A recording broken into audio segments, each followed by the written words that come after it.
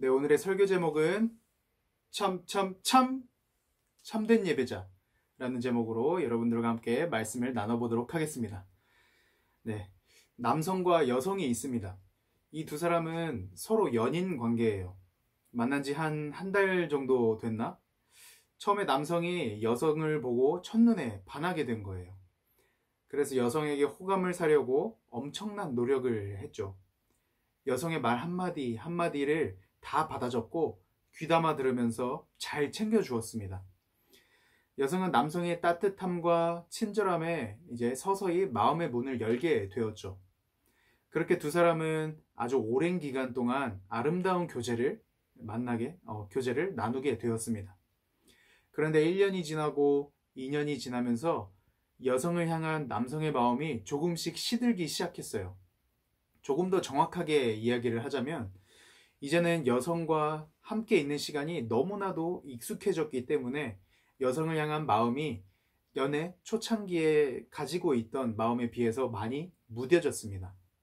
서로 어렵게 시간을 내어서 데이트를 하게 되었는데 원래는 대화를 적극적으로 주도하면서 이제 여성의 눈을 지그시 바라보면서 그렇게 대화를 이끌어갔던 남성이었지만 그런 모습은 이제는 온데간데 없어지고 대화를 많이 하려고 하지도 않고 그 시간이 피곤한 듯한 태도를 여성에게 서서히 보이기 시작했습니다. 물론 남성은 여성을 싫어하게 된 것이 아니었어요. 여전히 여성을 좋아하고 그리고 사랑하고 있지만 단지 여성과의 관계가 너무나도 당연한 것으로 여겨졌기 때문에 굳이 내가 그 여성에게 잘하려고 하지 않아도 노력하지 않아도 여성은 떠나지 않을 것이라는 그런 믿음이 있었습니다. 그런데 남성이 여성과의 연인 관계가 당연하게 여겨진다고 해서 이 상대방인 여성 또한 그렇게 느끼게 될까요? 아니죠. 이 서로를 향한 마음은 각자 다릅니다. 한 명이 그 관계가 당연시 여겨진다고 하더라도 다른 한 명은 그러지 않을 수도 있어요. 그런데 여기서 문제는 대부분의 사람들은 상대방의 입장과 나의 입장을 바꿔서 생각하는 것을 잘 못한다는 거예요. 사람들은 대개 자신의 입장만을 생각하는 경우가 많기 때문에 자신에게 있어서 이 연인 관계가 당연한 것으로 여겨지게 되면 상대방 또한 그렇게 느낄 것이라고 생각한다는 것입니다. 그래서 여러 가지 다른 이유들도 많겠지만 대부분의 연인들이 한 사람의 익숙함 때문에 헤어지게 되는 경우가 대부분이라고 해요. 특히 헤어진 남성 쪽의 입장에서 우리가 한번 생각을 해보자면 전사님은 남자니까요. 남자는 오래된 연인과 처음 헤어졌을 때 약간의 해방감을 느끼게 된다고 합니다. 그리고 헤어지고 나서 한 달, 두 달 정도는 이제 홀가분한 마음으로 지낸다고 해요. 그동안 연애를 하느라 이제 하지 못했던 것들도 이제 해보게 되고 갑자기 늘어난 이 자기만의 시간 속에서 자기를 개발할 수 있을 만한 그런 유익한 일들을 찾아나가기 시작하죠. 그런데 꼭 그렇게 잘 지내다가 어느 순간 여자친구와 찍었던 사진들을 발견하게 됩니다. 이미 헤어졌으면 그냥 아무 미련 없이 그 사진들을 없애버리면 되잖아요. 그죠?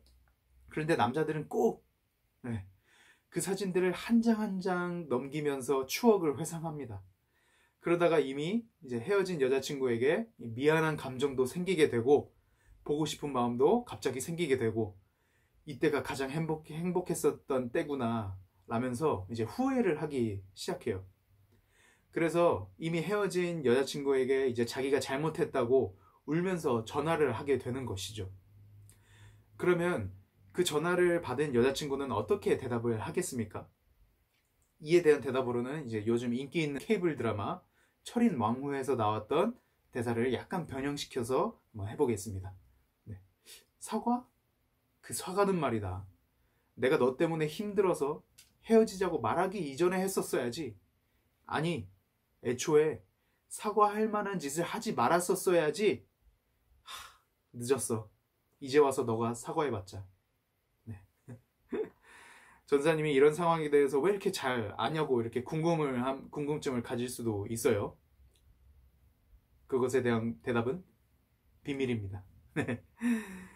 어쨌든 이미 헤어진 남녀가 이 뒤늦게 후회하고 다시 만나자고 한들 이미 한쪽에서 마음을 정리해 버렸다면 그 관계는 다시 회복되기가 굉장히 어렵습니다. 사과를 받아주는 사람이 다시 마음을 열지 않는 한 거의 불가능에 가까운 일이죠. 그런데요, 만약에 잘못을 저지른 사람이 뒤늦게 후회하고 돌아와서 용서를 구했을 때 그 사과를 받아주는 사람이 사과를 받아주고 관계가 다시 시작될 수 있도록 허용해 준다면 어떨까요? 여러분들의 입장으로 바꿔서 한번 생각을 해봅시다. 여러분들이 헤어진 연인이 아니더라도 굉장히 애틋하고 특별한 관계를 가지고 있는 사람에게 잘못을 저질러서 그 관계가 깨져버렸습니다. 돌이킬 수 없는 상황까지 가버렸어요. 그런데 여러분들이 그 깨어진 관계를 다시 돌이키고 싶어서 상대방에게 용서를 구했습니다. 그랬더니 상대방이 오케이, 내가 그 사과 받아줄게 라면서 흔쾌히 여러분들의 사과를 받아준 거예요. 와우. 그러면 여러분들의 기분은 어떨 것 같나요? 예스! 나이스! 하면서 굉장히 기뻐서 폴짝폴짝 뛰겠죠? 그런데 갑자기 상대방이 이어서 말하기를 이렇게 얘기를 하는 겁니다. 대신 내가 제한이 하나 있어. 너가 진짜 반성을 하는지 안 하는지 나는 잘 모르겠거든. 그러니까 한번 그걸 증명해봐. 너가 6개월 동안 나랑 얼굴도 마주치지 말고 연락도 하지도 마. 그리고 6개월이 지났을 때 지금 가지고 있는 너의 마음이 여전하다면 그때 나한테 다시 와서 사과해. 만약 그렇게 한다면 내가 이전보다는 비교도 안 될 정도로 더욱 너를 사랑하고 아껴줄게 라고 그렇게 말하는 겁니다. 그러면 여러분들은 이러한 제안을 받아들이실 것입니까? 아니면 받아들이지 않을 겁니까? 전도사님이라면 당연히 받아들일 것 같아요. 왜냐하면 조건이 너무나도 좋잖아요. 그죠? 비록 그 사람과 6개월 동안 연락도 하지 못하고 마주치지도 못하겠지만 6개월 뒤면 이전보다 더욱 깊은 관계로 발전할 것이 분명했어요. 상대방이 이미 그렇게 해주기로 약속을 해줬기 때문에 전사님은 이미 그 사람과의 관계가 회복된 것이나 다름이 없었습니다. 굉장히 좋은 조건이죠. 오늘의 본문 말씀도 바로 이런 내용입니다. 이 말씀은 선지자 이사야를 통해서 선포된 말씀인데요.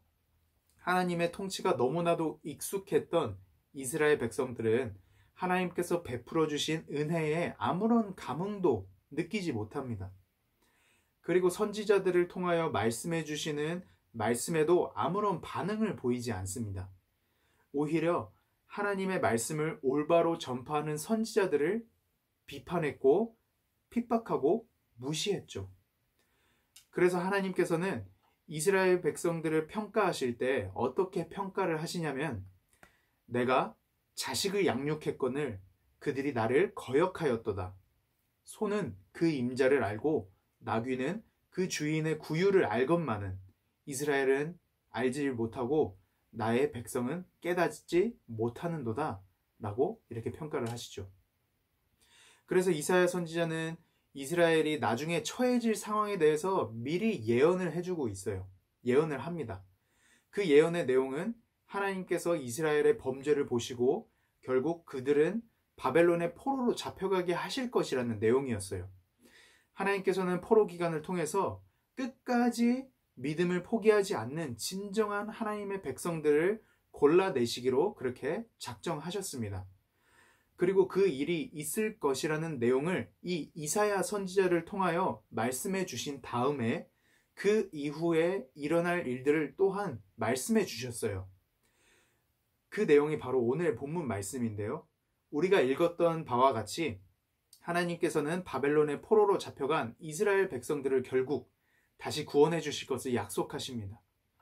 하나님의 말씀에 순종하지 않고 하나님을 버린 이스라엘 백성들은 그에 대한 형벌로 바벨론의 포로로 잡혀간 것이었어요. 우리가 전쟁 영화에서 보면은 대부분 포로는 이 잡혀있는 동안 어떤 취급을 당하게 됩니까? 고문을 당하는 것은 물론이고 자유가 박탈당하고 멘탈을 뒤흔드는 그런 일들이 비일비재하게 많이 일어납니다. 물론 이스라엘 백성들이 바벨론의 포로로 잡혀갔을 때는 고문을 당하거나 자유를 박탈당하지는 않았었던 것 같아요. 왜냐하면은 이 포로들 중에서는 부자가 된 사람들도 있고 바벨론에서 자기의 집을 소유하고 있던 그런 사람들이 많았기 때문입니다. 그런데 이스라엘 사람들에게 있어서 가장 힘들었던 부분이 무엇이었냐면 그들의 정체성이 막 흔들렸다는 것이에요. 하나님의 백성, 아브라함의 자손이라는 정체성은 이스라엘이라는 공동체가 존재하게 된 이유이기도 했고요.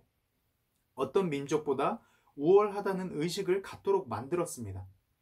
그 정체성이 무너지면 이스라엘 민족도 무너질 수밖에 없는 그 정도로 중요한 정체성이었던 것이죠. 그런데 이스라엘이 바벨론에게 정복당하고 포로로 잡혀가니까 어떻게 됩니까? 사람들이 말하기를 바벨론의 신이 이스라엘의 하나님보다 더 강하다라고 이렇게 말하는 것입니다. 그리고 시편 137편 1절에서 4절 말씀을 보면 이스라엘 사람들이 바벨론에 있는 강변에 앉아서 예전에 있었던 이스라엘의 영광을 기억하면서 울고 있었는데 바벨론 사람들이 그 우는 모습을 보면서 야, 너 왜 울어? 그러지 말고 너희 민족들이 즐겨 부르는 그 시온 노래들 중 하나를 골라서 우리를 위해서 노래를 좀 해봐라 라면서 이렇게 조롱까지 하는 거예요. 만약 여러분들이 이런 이야기를 들으면 기분이 어떨 것 같습니까? 마음이 무너지겠죠. 억장이 무너질 것입니다. 이것은 우리나라가 과거 일제강점기에 독립을 꿈꾸며 불렀던 이 아리랑을 일본 사람들이 조롱한답시고 그 노래를 자기들을 위해서 불러달라는 것과 동일한 매우 가슴 아픈 일과도 같은 것이었습니다. 아리랑이라는 노래는 이 일제강점기 때 우리나라 사람들이 가슴속에 품은 독립을 향한 열망을 표현하는 수단으로 불려지기도 했었죠. 아무튼 이 포로로 생활하던 이스라엘 사람들은 이렇게 바벨론 사람들에게 조롱을 받으며 하나님의 백성이라는 이 정체성에 혼란이 찾아오기 시작했어요. 그래서 누구는 하나님을 예배하는 것을 멈췄고 누구는 하나님을 섬기는 것을 멈춰버렸습니다. 바벨론에서 제공해주는 것들을 다 받으면서 편안하고 안락한 생활을 누리기 위해서 그들의 하나님을 떠났어요. 그런데 가만히 우리가 생각을 해보면 이스라엘 백성들이 바벨론의 포로로 잡혀오게 된 궁극적인 이유가 무엇이었을까요? 아까도 말했듯이 이스라엘 백성들이 하나님을 버리고 하나님의 말씀에 불순종했기 때문에 그에 대한 형벌로서 포로로 잡혀가게 되었던 것입니다. 이 사실에 대해서는 이스라엘 백성이 바벨론의 포로로 잡혀가기 이전부터 선지자들을 통하여 이미 여러 번 반복해서 예언되었던 사실이에요. 너희들이 나를 버리고 내 말에 순종하지 않았기 때문에 너희를 바벨론의 포로로 잡혀가도록 만들 것이다. 그런데 이스라엘 백성들 중에 그 말씀을 들어도 기억하지 않고 반성하지 않았던 사람들이 있었어요. 이 사람들은 포로 생활을 하면서 하나님의 백성이라는 정체성을 포기하고 바벨론의 안락한 생활에 안주했습니다. 자기들이 지은 범죄 때문에 포로 생활을 당하게 된 것이었지만 하나님의 말씀을 듣지 않고 기억하지 않았던 사람들은 단지 하나님께서 바벨론에게 패배했다는 사실로 인식하여서 이제는 하나님이 아니라 바벨론이 섬기는 우상에 절을 하는 그런 삶을 선택하게 된 것입니다. 같은 실수를 계속해서 반복하고 있다는 것이죠. 하나님께서는 백성들 중에서 이런 사람들이 있을 것을 알고 계셨을까요? 모르고 계셨을까요? 당연히 알고 계셨겠죠. 하나님께서는 모르시는 것이 없는 분이십니다. 우리의 머리털까지 다 세신 바가 되신 하나님께서 어떻게 자신의 백성들이 취하게 될 행동을 모르실 수가 있겠습니까? 그쵸? 근데 그럼에도 불구하고 하나님께서는 어떤 일을 자기의 백성들에게 약속을 하시냐면 19절을 보면 하나님께서 보라 내가 새 일을 행하리니 라고 말씀하시면서 새로운 일을 나타내어 보여줄 것을 약속하십니다. 하나님께서 보여주실 새로운 일이라는 것은 과거에 이스라엘 백성을 애굽에서 건져내어 주셨던 일, 홍해를 쫙 갈라주셨던 일, 그리고 쫓아오던 애굽의 군대를 팅팅팅 하고 무찌르셨던 일과는 다른 새로운 일을 말하는데 그 새로운 일이 바로 19절, 20절 말씀에서 우리가 볼 수 있듯이 광야의 길을 그리고 사막에 강을 내고 그 강물을 자기 백성들에게 마시게 할 일이었습니다. 여러분, 이 광야라는 곳에 길을 만들고 그리고 사막에 강을 내는 것이 과연 가능한 일이라고 생각을 하십니까? 이것은 하나님께서 모세를 통하여 홍해를 가르셨던 그런 기적과도 같이 인간으로서는 결코 이룰 수 없는 일입니다. 그런데 하나님께서는 반드시 이 포로된 이스라엘 백성들에게 그러한 기적을 선사하실 것을 약속해 주고 계시는 것입니다. 그래서 바벨론에서 70년간의 포로 생활 끝에 결국 이스라엘 백성들은 하나님의 인도하심 아래에 자기의 고향으로 돌아올 수가 있게 되죠. 이 모든 것이 오늘 본문 말씀에서 가르쳐주고 있는 이스라엘 민족의 바벨론 포로 사건입니다. 오늘의 이 내용을 살펴보면 하나님께서는 하나님의 이름을 부르지 않고 하나님을 무시하고 하나님의 말씀에 순종하지 않는 이스라엘 민족을 벌하기 위해서 바벨론의 포로로 잡혀가게 하시죠. 그리고 70년 후에 다시 건져내어 주십니다. 사실 하나님의 백성이 말씀에 순종하지 않고 그에 대한 형벌로 이방 나라에게 침략을 받고 고난을 받다가 하나님의 인도하심 아래 다시 고향 땅으로 돌아오는 스토리는 이 사건에서만 나오는 것이 아닙니다. 이러한 스토리는 구약 성경 전체의 흐름이라고 생각하시면 될 것 같아요. 과거에도 하나님께서는 이스라엘 백성을 그런 식으로 채찍과 당근으로 다스리면서 이스라엘 백성들을 다스리면서 계속해서 이끌어 주셨어요. 그렇다면 이스라엘 백성이 자꾸 똑같은 이유로 하나님께 죄를 반복하는 일을 저지르게 되는데 이게 한두 번도 아니고 5,000년의 세월 동안 죄를 짓고 잘못했다고 용서를 빌고 그리고 용서함을 받고를 계속해서 반복하게 되는데 하나님께서는 도대체 왜 이 백성들에게 새로운 일, 새로운 기회를 계속해서 부여해 주시는 걸까요? 이에 대한 대답으로는 오늘의 본문 말씀의 마지막 구절에서 찾아볼 수가 있겠습니다. 21절입니다.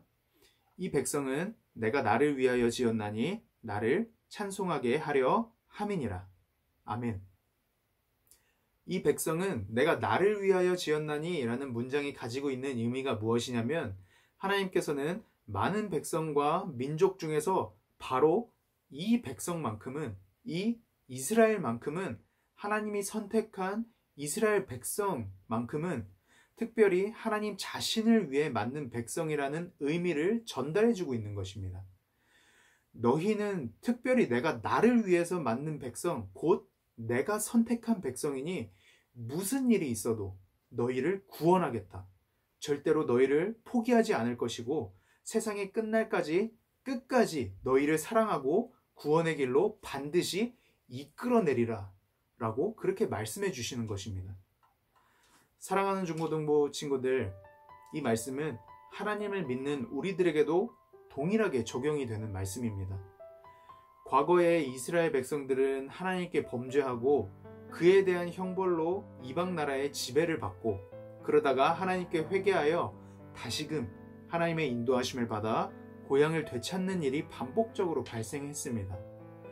5,000년의 세월 동안 이 일이 반복되어져 왔는데 하나님께서는 단 한 번도 자기가 택한 이스라엘 백성들에게 눈을 돌리신 적이 없습니다. 언제나 그들을 이끌어 주셨고 언제나 그들의 기도를 들어주셨고 언제나 그들의 상처를 치유해 주셨어요. 그리고 예수님께서 이 땅 가운데 오심으로써 하나님의 백성이라는 정체성은 이스라엘 민족에게 뿐만이 아니라 지금 예배를 드리고 있는 우리들에게도 동일하게 적용되기 시작했죠. 우리는 하나님의 택함을 받은 백성입니다. 더 나아가 성경은 우리를 하나님의 자녀라고 불러줍니다. 예수님 덕분에 백성에서 자녀로 이렇게 신분이 상승하게 된 것이죠. 우리는 하나님의 자녀로서 비록 하나님께 잘못을 우리가 저지를 때가 있겠지만 가끔은 하나님께서 살아계신다는 사실이 우리가 믿어지지가 않아서 하나님의 말씀을 듣지 않을 때가 있겠지만, 그럼에도 불구하고 하나님께서 우리를 사랑하셔서 끝까지 우리를 포기하지 않으시고 반드시 믿음이 없는 사람들에게 믿음을 선물로 주시고 예배를 드리는 자들에게 은혜를 베풀어 주실 것입니다. 이 모든 일들은 즉 회개와 용서와 사랑과 회복과 믿음과 하나님과의 교제는 우리가 매주 하나님께 드리는 예배를 통하여, 즉 진정으로 사랑하고 감사하며 하나님을 예배하는 자들에게 이루어질 것이에요. 이것이 예배의 의미이고 예배의 중요성이며 하나님과 교제하는 은혜의 장입니다. 참된 예배자라는 것은 믿음이 훌륭한 사람들만 가리켜 말하는 것이 아니라 이스라엘 백성들처럼 믿음이 연약하고 같은 실수를 반복하는 완벽하지 않은 사람들을 가리켜 말하는 것이기도 합니다. 하나님께서는 사랑하는 여러분들이 하나님을 예배하는 것을 굉장히 기뻐하십니다. 특히 예배를 드리면서 내가 하나님을 믿고 싶습니다, 또는 하나님을 사랑합니다 라는 작은 고백에도 굉장히 기뻐하시는 분이에요.